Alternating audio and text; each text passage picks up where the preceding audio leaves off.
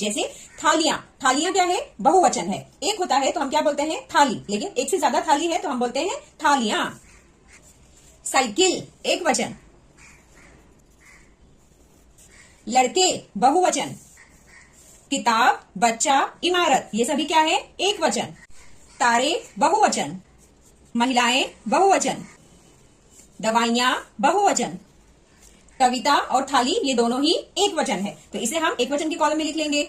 Okay, नीचे लिखे वाक्यों में नाम यानी संज्ञा वाले शब्दों को रेखांकित करना है। तो संज्ञा किसे कहते हैं, संज्ञा वह शब्द होता है जिसमें व्यक्ति, वस्तु या स्थान के नाम को हमें बताता है। जैसे दूध गिर गया है, तो दूध क्या है, वस्तु है, तो वस्तु यानी कि संज्ञा, तो इसे हम क्या करेंगे, रेखांकित करेंगे यानी अंडरलाइन करेंगे।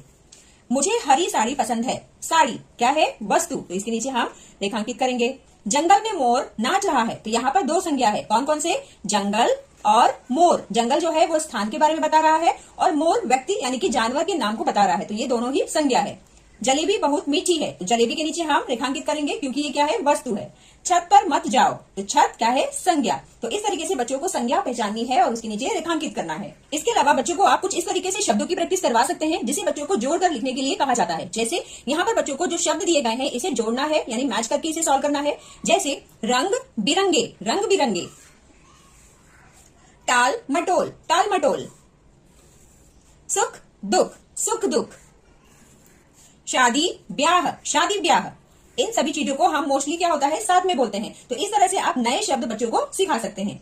सखी सहेली, सखी सहेली, सूर्यमुखी, सूर्यमुखी, पाठशाला, पाठशाला, पेड़ पौधे, पेड़ पौधे। ठीक है, लिखे गए शब्दों को सही शीर्षक के नीचे लिखो। यहाँ पर कुछ शब्द लिखे गए हैं, इसे बच्चों को पहचानना है कि वो व्यक्ति है, स्थान है, प्राणी है या वस्तु है।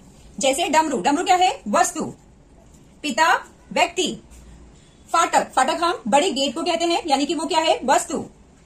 पोटली वस्तु, बकरी प्राणी, जापान स्थान, एक देश का नाम है तो इसे हम स्थान में लिखेंगे। मीना व्यक्ति, मां व्यक्ति, मेंढक प्राणी।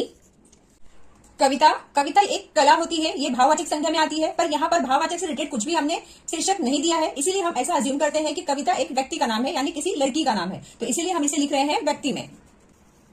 पंखा वस्तु है, तो पंखा हम वस्तु के शीर्षक में लिखेंगे। पटना ये स्थान है, तो यहाँ पर हम लिख देंगे पटना।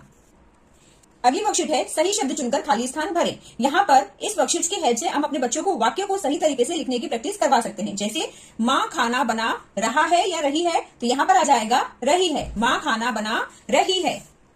श्यामा गाना गा रही है। टेबल पर किताब रखा है। सेब बहुत मीठा है। लड़के खेल रहे हैं। गुड़िया बहुत प्यारी है। गुड़िया कैसी है, प्यारी। ठीक है, संकेत के आधार पर लिखिए। यहाँ पर कुछ संकेत यानी ऑप्शंस दिए गए हैं, इस